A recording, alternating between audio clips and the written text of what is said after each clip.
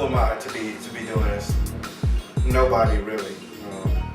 I've worked on music, I don't know, for over 10 years. Brought in by the greed, drug out by the burden, watching scenes of my life, shows over closed curtain. The film ain't playing, it just keeps replaying. Same sins, different forms of entertainment. I see a whole decade like it was yesterday, and a year in my life like it was just today.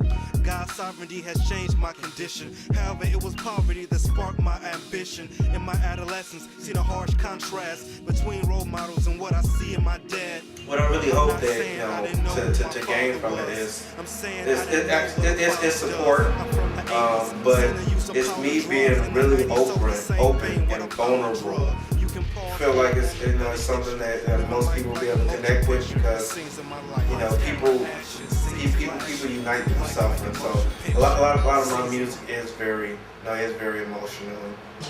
You'll pretty much get to hear most of it.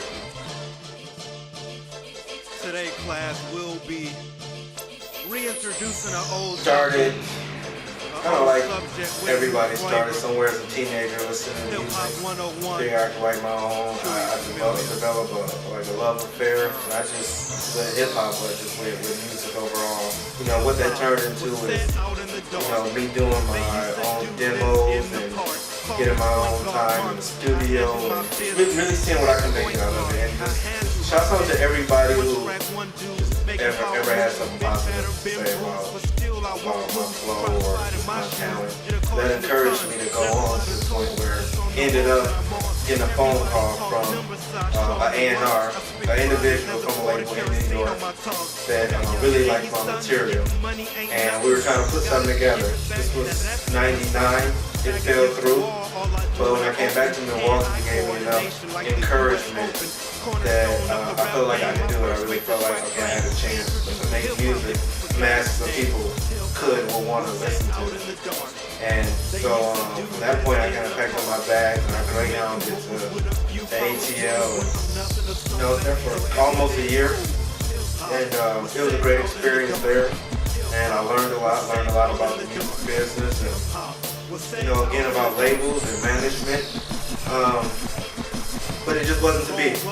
And so in 2001, I headed back to Milwaukee, kind of regroup, and I ended up getting reached out to by this evangelist and his family of the church, and they really opened my eyes to the truth, and we started studying the Bible, and I became a disciple of Jesus at that point, and kind of put music off to the side.